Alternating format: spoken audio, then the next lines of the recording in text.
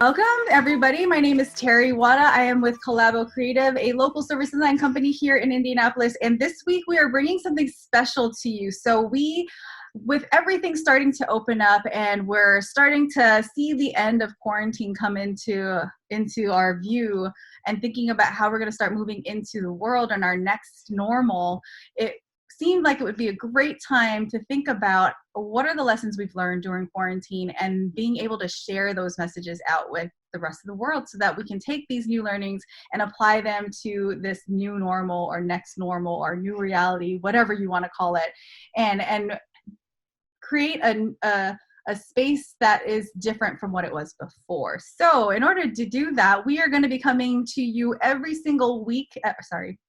We are going to be coming to you every single day this week with some expert learners. And these are people who I've recognized because of interactions in my life who are just constantly growing and constantly reflecting and learning from experiences that they've had in their lives. And I thought they would be great to bring on to share their expert opinions on some of the lessons they've learned during quarantine, since we've all been in this together. So we have two of my friends here today. You can see them. And I'm going to start with Luke and let him introduce himself. Hello, I'm Luke Reed. I live on the north side of Indianapolis in the Nora neighborhood. And I know Terry through a variety of different areas, and I know Emily as well. So I'm happy that I'm on your program today. Good to be with you both today. Yeah, thanks for having us. Thanks for being here. Yeah, of course. Hi, my name is Emily. I'm in actually downtown Indianapolis, right near the Cultural Trail. And I would consider myself a lifelong learner. It's one of my top strengths. And I'm really thrilled to be able here talking with you guys here today. Yeah, thanks. So glad to have both of you guys. All right, so Luke, I think you skipped over a little bit, but what makes you an expert learner? Expert learner. I would say, I think the main thing that makes me a learner is that I purposefully take time to reflect and try to draw different learnings from whatever experience I might have. Mm-hmm. And when I surround myself with people that prompt that, or even when I'm with a new group of people, the simple act of just pressing pause to ask ourselves, what can we learn from this experience? What can we do differently, or what might we have done similarly but in a different way? I think that purposeful action to have some reflection, to learn and grow and allow yourself that time to do that is crucially important. So being able to stop and reflect like that is really important as a learner. And I've been able to use that in a variety of different ways at work and my personal life as well. So awesome. That's what I think. Yep. Yeah, I love that. Like that pause and reflection, right? That's where the learning comes from. So what about you, Emily? What makes you an expert learner? So similarly to how Luke described it, I'm a big believer of the practice of reflection, and especially how can we reflect in action? Because very often we all love the time to sort of sit back and allow ourselves to absorb, but we aren't always afforded those opportunities. So really, how can we spot in the moment where maybe our own behaviors or thought patterns need to sort of be recognized? Maybe it's during that meeting, maybe it's in the middle of a conversation, like, oh wait, no, I shouldn't do that, or oh yeah, I should do that here. So I think the reflection in action is a big part of it too. But Terry knows this very well. I love a good book. I love a good training session. I like ideas. I like content. I like seeing what people have put out into the world and seeing what can I learn from that. Mm-hmm. Oh, that's fantastic. Yes, the books. Oh, we love the books, right? Well, thanks so much for sharing just, like what makes you an expert learner, because I think it gives some good background as to not only why I see you guys in this light, but why anyone watching would see you in that light as well. And I think it's just super fantastic. I don't think that's a great expression, but it's super fantastic that, we have the idea of reflection on action and reflection in action from both of you, and thinking about how that helps us grow and learn more about ourselves. So thanks for sharing that. So before we jump into some of those deep questions, what's one thing that you are grateful for today? One thing that I'm particularly grateful for that I really didn't think I would be grateful for, because it's something that I've not liked in the past, but just social media in general. I've gotten worn down on social media in the past, and even for the most recent Lenten season, I've given it up. But coming through quarantine and this whole experience and being by yourself and socially distancing, I'm starting to use social media in a completely different way. And even beyond the Facebook and Instagram and all the other platforms, the other technologies that are available, for example, grocery ordering apps, that has allowed a whole new platform for me to engage with people and then also to support people. So for example, I have a grandfather who's down in Florida right now by himself, and I was able to use one of the grocery ordering apps to order him groceries down there so he didn't have to leave and go to the grocery store because there's no other family members down there. And so without having been prompted by this, I probably wouldn't have re-engaged with social media, and I probably wouldn't have expanded my horizons with different apps online. So that's what I'm grateful for today is technology and my re-engagement with social media, actually. That's a fascinating story. I would never have thought of it. So I know. I never even thought about ordering groceries for someone in a different state. It works. Crazy. Okay, Emily, what are you grateful for today? Oh gosh, mine is a lot less meaningful. I was really grateful that if I order my favorite coffee directly from the coffee supplier, the people that roast it, it is far cheaper than it is on Amazon. And the shipping fee. So go straight to the vendor. There you go. That's hey, really that's great. In there, you know. I was pretty happy. I was running low, and like Amazon was telling me, "Oh yeah, it won't be back in stock for like another 2 weeks," and I'm like. Need coffee. Coffee is king. You know, you need your comfort devices at a time like this. Well, and so that, you know, there's nothing too big or too small to be grateful for, right? I think that's kind of what we get from that is whether it's coffee and how you're getting it or being able to, you know, order groceries for your grandparents. That's both are equally great things to be grateful for. Yeah. Okay. Well, so what we wanted to bring you on for the focus of what we're going to talk about was what's the one thing that you learned during quarantine? So we'll start off with Luke. What's the one thing you learned during quarantine? You know, I was in a conversation with a colleague of mine last week, and we were talking about we took time to purposely reflect and think about this exact question. And through that conversation, the idea of respecting each other's realities really kind of struck a chord with us. Because as we think about our own reality, you know, whether it's the individual that lives at home and really only has to worry about their own self, that's a different reality than someone that is married with kids and has to protect the kids and now teach them at home. And then that's a completely different reality than someone else with their elderly parents that live with them as well in that higher, more risk averse group up there. You know, that's a different reality as well. So being able to just, as we start to re-engage in the community and open ourselves back up, being able to be respectful of that and have a little bit more patience with everyone, I think is a big thing. So that's what I've learned probably the most importantly throughout this quarantine experience so far. Other people's realities. Yeah, totally. Yeah, that's nice. And it's always so easy to think that our reality is the same reality for other people. Yeah. Yep, absolutely. Okay, I'm going to throw that question to you. So what's one thing that you learned during quarantine?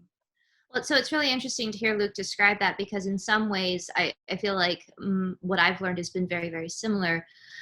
That as we've taken our teams largely to a remote sphere, one of the biggest challenges has been how do we understand each other? How do we share context? Because this might not be something we think about when we're in a physical space sharing a physical context with each other. But when we remove that, just how we've had to sort of figure out how to connect with our grandparents in another state or my siblings in another state, we've started building these new mechanisms to engage and to share information, to share context, and to get to know each other and our teams better. Like, how many people have you met their pets suddenly, or their children have dive bombed a call? And you're like, this is kind of nice, actually. You're getting to see people. And I would take that a step further and said, the one thing that I've really taken back from this is our leaders are human too. They're going through this with us. And one thing I think that we especially have to keep in mind as individual leaders is that it's on us to step up and take those actions, to make that space and create that psychological safety with each other, especially at a time when community and engagement matters so much. Mm-hmm. Oh, Yeah, that's absolutely. fantastic. Yeah. Did you want to add on to that?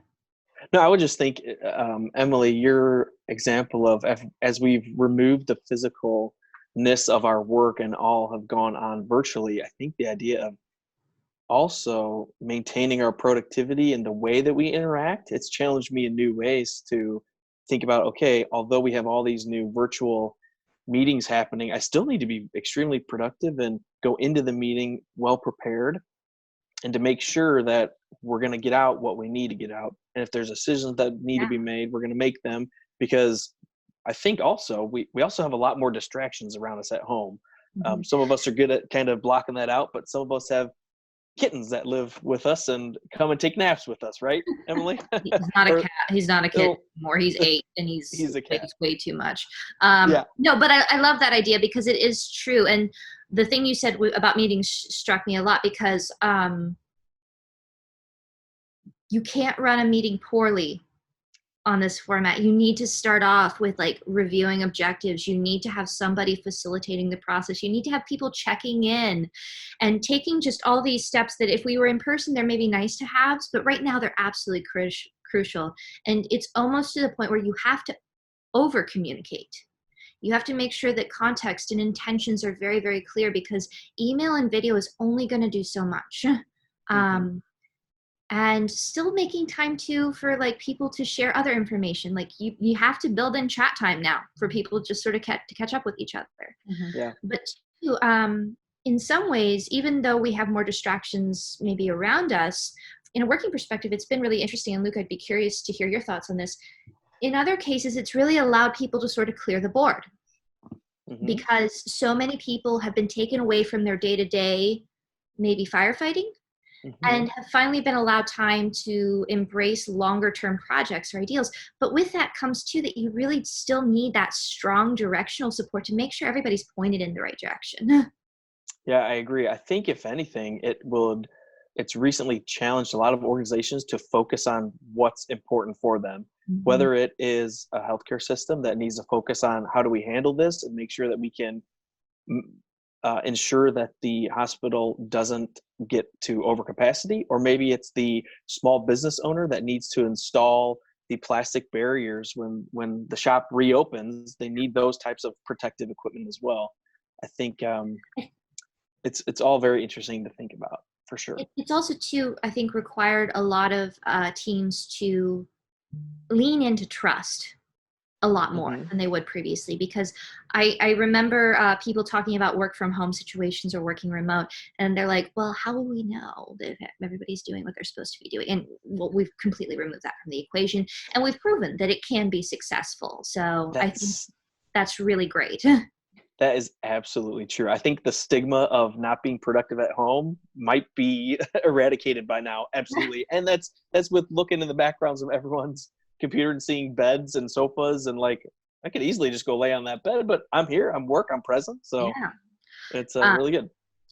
What I hope we see happen is that trust continues and we don't revert back to previous behaviors. But I think the longer that this has gone on, the less likely that is going to happen.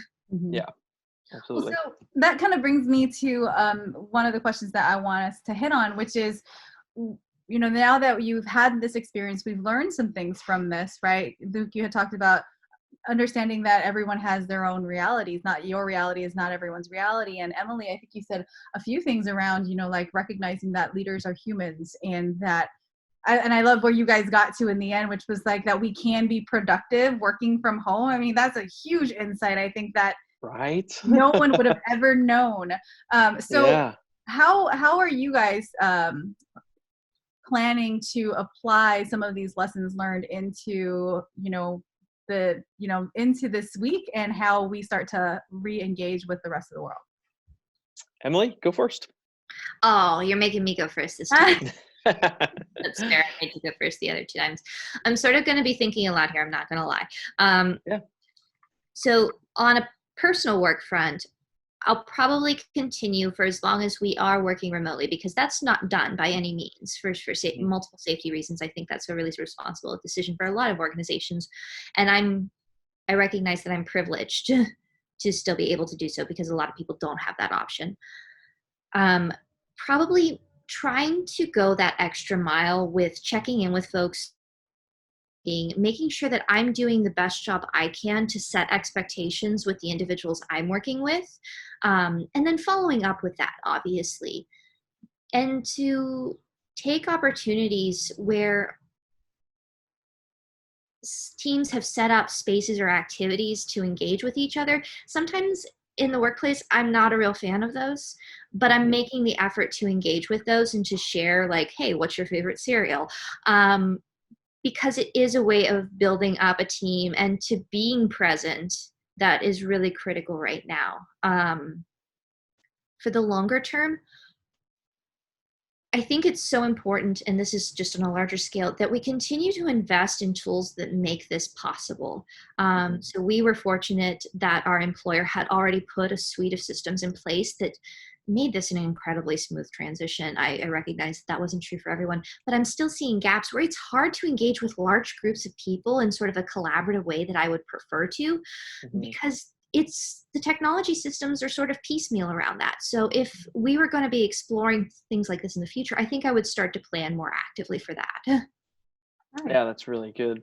I think my reflection would come in maybe on the more personal side, like as a private citizen, as businesses begin to open up again and I re-enter into society more so than I am now, I think being patient will be very key to doing that, because whether it is a small business that has to do something like I mentioned and put up new dividers or limit the amount of people that come into the facility, or maybe it's the city that has a separate regulation or a separate different policy than the state that says we're going to actually close down this road because we have several restaurants here and maybe the local restriction is now only outdoor seating. And so that road that usually would frustrate me being closed, maybe I'm going to be a little bit more patient because it's allowing that small business owner to have some outdoor seating and to be able to have more customers to do that. So I think that's one thing that I will take away. And it kind of relates to just having that reflection. And as we go through month 2, 3, 4 from now, what is changing and how people are adjusting is important. And if we all just be patient, we'll go to the next normal. Mm-hmm. Oh, Yeah. I love that. Yeah. On a personal note for me, I would maybe be more hesitant to pick up old behaviors, I hope. Oh, yeah. So we've had this experience where it sort of has allowed us to peel back what's necessary, what's not necessary, I think, to some of the points that Luke made. So maybe it's sort of a good time to think about, what do you want to introduce back into your life? That's a great point. Absolutely. Yeah. That is fantastic. Oh my gosh, you guys have so much to share. I love it all. So hopefully everyone watching is enjoying all of this great, I feel like it's just gravy. It's just so good and rich, all of this stuff that we can learn. And so basically kind of what to hit on what I heard you guys kind of wrap up on was, being patient with the changes that will be coming and really reflecting on what are our old habits or actions or behaviors that we want to continue doing or stop doing. And I think something in there too, because Emily, you had hit upon investing in the tools for connection, right? In a more digital or remote world. And I think it comes with a lot of what you were all talking about, right? So being more patient so that we can feel connected to that small business owner or that restaurant, and feeling like we are all in this together, even though now we're not separated, right? And then, creating or figuring out how do we leverage the tools that are out there in order to continue doing that. I think it's really nice, this whole idea of connection. Yep. Both. Yeah. And I would say too, the connection's important for innovation, because how many small businesses have we seen suddenly pivot and do so successfully by taking ideas from different industries? And Luke, you and I have seen this in our organization as well. And a tremendous amount of people taking ideas and adapting them in new and exciting ways to make sure that they can continue to deliver the services and the care that they need to deliver. Mhm. And it'll be interesting to see how those organizations leverage voice of the customer to say, yep, our customers have really loved to understand, really loved the curbside pickup. I picked Yeah. something up from Best Buy the other day. They had never done that, so that's an example of they love it and they're probably getting great feedback. I completed the online survey. So will they truly listen to the voice of the customer and maintain that, or will they go back to the old ways? So lots of great learnings along the way for sure. Yeah, that'll be interesting to see. We'll have to do this again, maybe like 2 months into our Yeah. new reality, and Mm-hmm. see what new lessons come up in there. So this is a completely silly thing. The thing that I'm really interested in 2 months from now, are we all going to have masked hands? Oh, Hand lines that are like really awkward. yes, that's going to It happen. will be the summertime, so Yeah, No, right? it's going to happen. that is, I see, and this is why I love you both, because the perspectives that you bring and the thoughts, and just like I would never have even thought of it, Yeah. I get that. Oh, my. All right. Well, so I don't want to keep you guys too long, but I do want to say thank you so much for sharing your perspective. I think it was amazing. Like I feel like I learned a whole lot just in sitting and listening to you both about, what are lessons that we can bring into this opening of our economy, of our society, of our businesses, and thinking about how we continue everything that we've learned in this separation as we come back together. So do you have any last, because it's always good to end on anything profound, right? So any last words of wisdoms or quotes that come to mind, or favorite quotes that you want to share? Emily? You're making me go first again. You don't have to. I have something that I thought. I would say, if nothing else, I would encourage everyone to be kind to yourself. If you don't already have like a self-care routine, take some time, figure out what makes you happy that you can do at home. It doesn't have to be huge, but I think that's more important than ever right now, because we're still going to need that patience and to be able to deal with that anxiety for the next couple of months likely, and you deserve to take care of yourself. Mm-hmm. Well said. One thing that I heard 8 weeks ago at the beginning of this on the radio, NPR, was try to remember that you're as healthy as you feel, not as unhealthy as you fear. Okay. And so as you go back out and you're expanding what you do in the community, just remember that. Listen to yourself, listen to your body, and be aware of your surroundings. And we'll get through it together. Oh, that was awesome. I had a quote, but I like yours better, so we're going to end there. Luke's was much more profound. Go with that one. Oh, I love it. Thank you again for your time and your expertise and lessons and learning, and sharing that with us and the rest of the world, because I think that's what's most important right now, is being able to share those learnings with everyone so that we can come together both mentally as well as socially and physically. So thank you again. And if for all of you guys watching out there, this is just the first episode of days to come. So we will be running one episode every single day this week. And if we have more expert learners that come on, we will continue running them, because there are lots of lessons to be learned out there. Thanks again. And thanks for joining us. See you later.